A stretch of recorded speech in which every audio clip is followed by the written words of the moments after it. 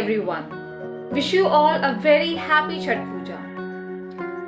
आज मैं आपको छठ पूजा के बारे में कुछ बताने वाली हूँ। मैं बिहार से हूँ और हमारे साइड में बहुत धूमधाम से छठ पूजा की जाती है। मेरे पेरेंट्स भी करते हैं, मेरे सास ससुर इन लॉ साइड में भी होता है, वो भी करते हैं। मेजरली जब भी छठ पूजा होती है हम अपने घर चले जाते हैं, बट इस बार नहीं जा पाए हैं। तो मेरी सोसाइटी में पूजा हो रही थी तो मैं वहीं गई थी आज। और तो छठ पूजा एक बहुत ही कठिन व्रत माना जाता है। मेजरली आप देखेंगे कि जो बिहार साइड से जो लोग हैं या यूपी साइड से हैं वो इस व्रत को करते हैं। बट अब ये व्रत इतना ज़्यादा फेमस हो चुका है, लोगों को इसके रिजल्ट्स इतने अच्छे मिलते हैं, क्योंकि बहुत से लोग होते हैं जो कोई मन्नत मांगते हैं और फिर छठ पूजा करते हैं, उनकी मन्नत पूरी हो जाती है। तो अब काफ़ी दूसरे स्टेट्स के लोग भी आपको मिलेंगे जो छठ पूजा करते हैं।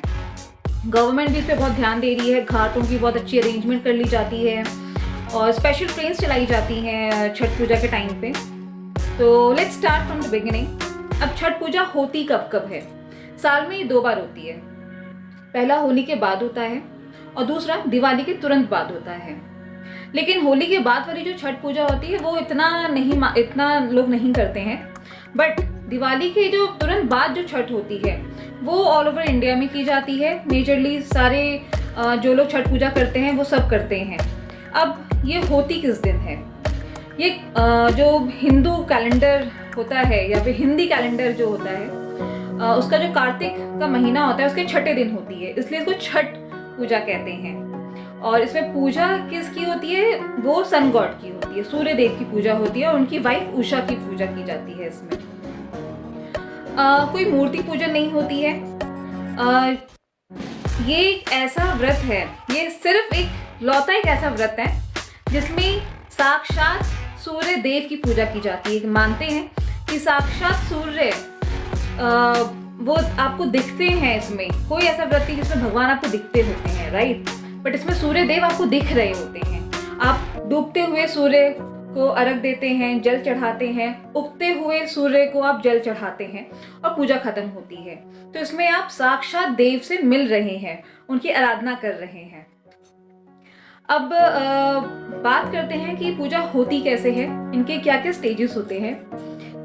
4 स्टेजेस में पूजा होती है, इसलिए इसको सबसे डिफिकल्ट व्रत भी कहते हैं, क्योंकि जो व्रती होता है, इसमें जो व्रत रखते हैं उनको व्रती कहते हैं।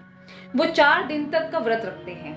पहला दिन जो होता है उसको कहते हैं नहाए खाए, जिसमें पूजा की स्टार्टिंग हो जाती है, राइट?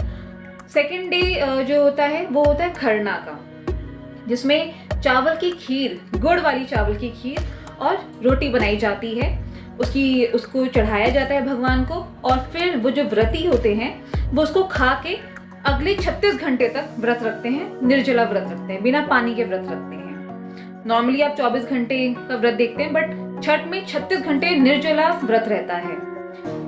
तीसरा दिन जो होता है संध्या अर्घ दिया जाता है शाम को, जिसमें जो व्रती होते हैं वो जल में खड़े रहते हैं, नदी में या फिर पानी में जाके वो खड़े रहते हैं और वो तब तक खड़े रहते हैं जब तक कि सूर्यास्त ना हो जाए, क्योंकि उसमें डूबते हुए सूर्य को जल चढ़ाया जाता है। अगला दिन जो होता है मॉर्निंग में, उसमें आपको जो सूर्य आ रहे होते हैं, जो चढ़ता सूर्य को जल चढ़ाया जाता है और फिर ये प्रसाद दे के व्रत खत्म होता है, राइट? इसलिए कहा जाता है कि ये साक्षात देव के दर्शन करके ही आप इस व्रत को खत्म करते हैं। अब इसमें चढ़ता क्या क्या है? जो सूप होता है उसमें क्या क्या आप रखते हैं, पूजा करते हैं? तो पहली चीज़, इसमें आप जल चढ़ाते हैं और सीजनल फ्रूट्स जो मार्केट में उस सीजन में होते हैं उनसे ये व्रत किया जाता है। सीजनल फ्रूट में आपका बनाना हो गया, एप्पल हो गया, ऑरेंज हो गया, देन शुगर केन, मूली, इसमें कद्दू भी चढ़ाया जाता है, इसमें जिंजर हो गया। तो ये जो भी उस समय अवेलेबल होते हैं फ्रूट्स, वेजिटेबल्स, उस समय चढ़ाया जाता है। और सबसे खास जो प्रसाद होता है वो होता है ठेकुआ। और जब व्रत खत्म होता है 4th डे पे, तो पूरा सिंदूर लगाया जाता है, यहाँ से लेके यहाँ तक पूरा होता है। ये नॉर्मली 4 डेज, 4 दिन लगते हैं, बट जो 4th डे होता है फाइनल, उस दिन सभी जो व्रती होते हैं उनके पास आते हैं, सिंदूर लगवाते हैं, प्रसाद लेते हैं, पैर छूते हैं उनके, क्योंकि वो एक पुण्य की तरह होता है। और तो इस वजह से कहा जाता है कि छठ पूजा बहुत नसीब से आपको इस छठ पूजा का प्रसाद मिलता है। और इस पूजा के, इस व्रत के जो रिजल्ट्स होते हैं वो बहुत तुरंत मिलता है। कई लोग कोई मन्नत मांगते हैं और वो मन्नत पूरी होती है तो ये व्रत उठाते हैं। ऐसे काफ़ी लोगों को मैं जानती भी हूँ। तो इसलिए इस व्रत को बहुत ही सोच समझ के और बहुत ही नियम के साथ करना होता है।